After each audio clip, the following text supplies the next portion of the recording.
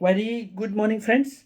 ये एक बच्चे का केस है। मेरी कॉलोनी का ही बच्चा है, हमारे पड़ोसी हैं वो लोग। तो उसके साथ क्या हुआ कि अ, उनको उतना ट्रस्ट नहीं था एक्चुअली में, आप समझो, ठीक है। तो उसका फादर एलोपैथिक फार्मासिस्ट है, और उनका काम चलता रहता है जैसे भी है। तो जब भी कोई तकलीफ होती है तो वो मुझे कभी कंसल्ट नहीं करते, और उनको डाउट रहता है हमेशा, ठीक है, कि होम्योपैथी से होगा कि नहीं होगा। तो ये फर्स्ट टाइम मेरे पास बच्चा आया, और वो खुद ही आ गया। बोलता है, अंकल मेरे को ना पेट दर्द हो रहा है। मैंने कहा और?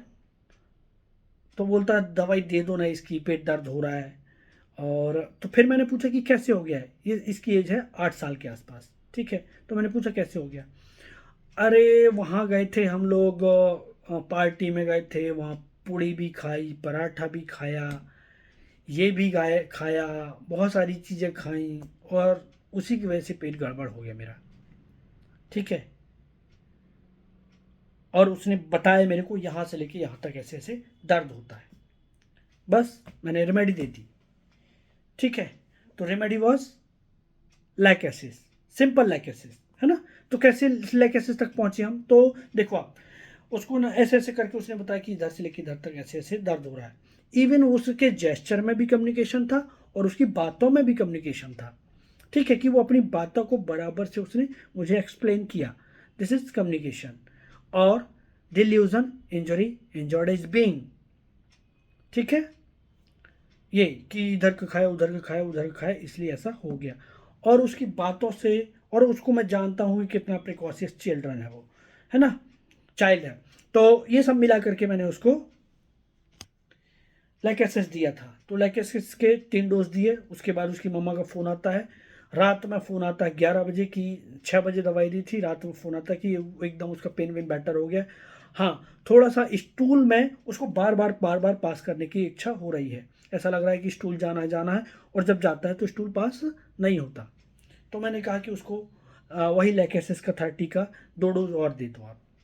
तो 2 डोज दिया, नेक्स्ट मॉर्निंग ऑल राइट। तो ये है माइंड मेथड, जो इतना सुपर फास्ट काम करती है कि आपको ज़्यादा डोजेस का रिपीटिशन नहीं करना है, और बहुत छोटे में ही, बहुत कम टाइम में बहुत अच्छा रिजल्ट आपको मिल सकता है माइंड मेथड के थ्रू, ठीक है।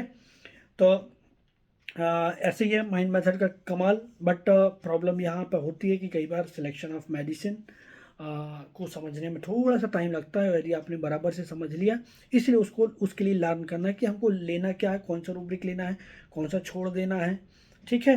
अब इसके अलावा एक और आइडिया है हमारा। अभी देखो आप, मेरे पास एक केस था, मैं वो नेक्स्ट टाइम पोस्ट करता हूँ, थोड़ा सा जिस्ट देता हूँ कि वो केस क्या था।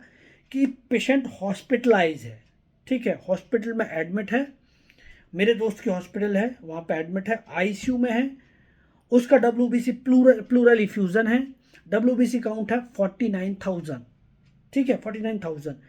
अब मेरे फ्रेंड का फ़ोन आता है कि यार तू कुछ मेडिसिन बता। मैंने कहा क्या हो गया। बोलता है कि मैंने इसको ना मैरोपेनम जैसे हाईएस्ट एंटीबायोटिक 11 दिन टीडीएस करके दे दिया उसने। अभी समझिए आप, इतना हायर एंटीबायोटिक दे दिया उसने, टीडीएस और पैरासीटामोल सब लगा दिया। इसके बाद भी कोई चेंज नहीं हुआ उसकी किसी भी चीज़ में, ठीक है। प्लूरल इफ्यूजन भी वैसे ही, सब कुछ वैसे ही, और काउंट बढ़ता जा रहा है। उसने बोला कि काउंट बढ़ता चला जा रहा, बढ़ता चला जा रहा है, 49 तक पहुंच गया। तो मैंने पूछा उससे फीवर कितना आ रहा है, ठीक है।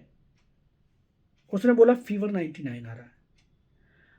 ये सुनने के बाद फिर मैंने उसको तुरंत रेमेडी, ना तो पेशेंट को देखा ना तो पेशेंट को सुना, कुछ नहीं।